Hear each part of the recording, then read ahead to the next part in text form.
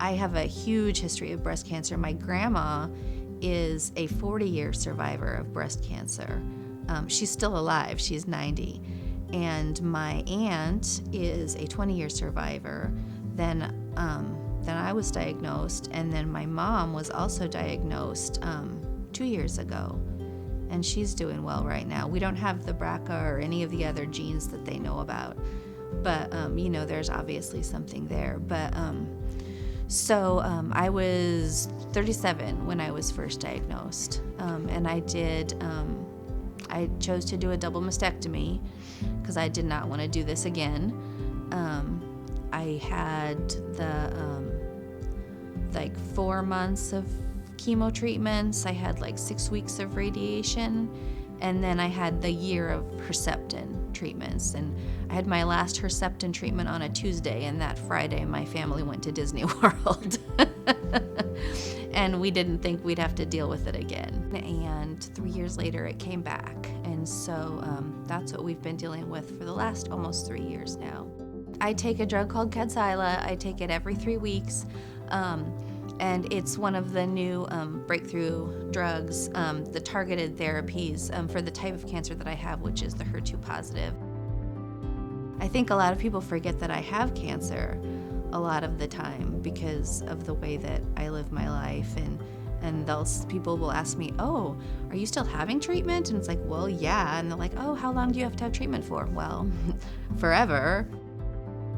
I'm basically fine. I have 3 kids, and we do everything we need to do, so I'm in pretty good shape. They know that mom has cancer, but I don't think that they see it really, affecting me because I look normal and I act normal. We do everything we need to do. They know that I have treatments.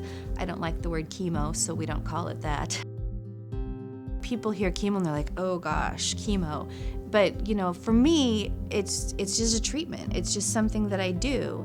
And so I guess that's why we just say, "Oh, I've got my treatment today, so I'm going to be tired tonight." And they understand that. I don't like to tell people. I don't like it to be the first thing people know about me. And it's kind of I have to say I can be a little embarrassed and ashamed by it because of the way that people see you. When you tell them that you have this terrible disease, you have the thing that nobody wants.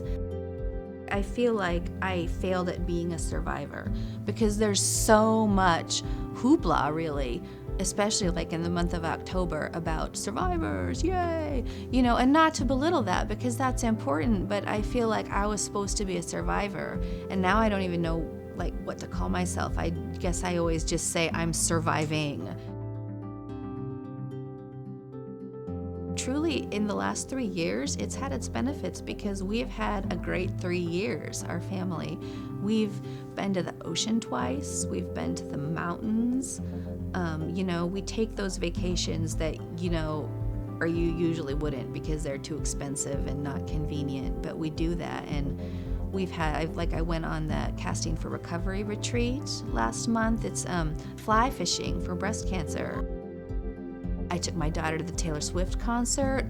We go to World Series. We're big Royals fans, so we go to playoff games and Royals games. We do so much, and it's just those are the kinds of things that you would say, "No, we can't do that." But when you live with something like this, you say, "Yeah, let's do it." I want to take my daughter to her first concert. I want to see them see the ocean for the first time. Cancer can make your life really full.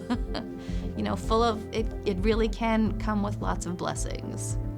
So, and I should say I'm not always this positive. I have my moments, truly, I do.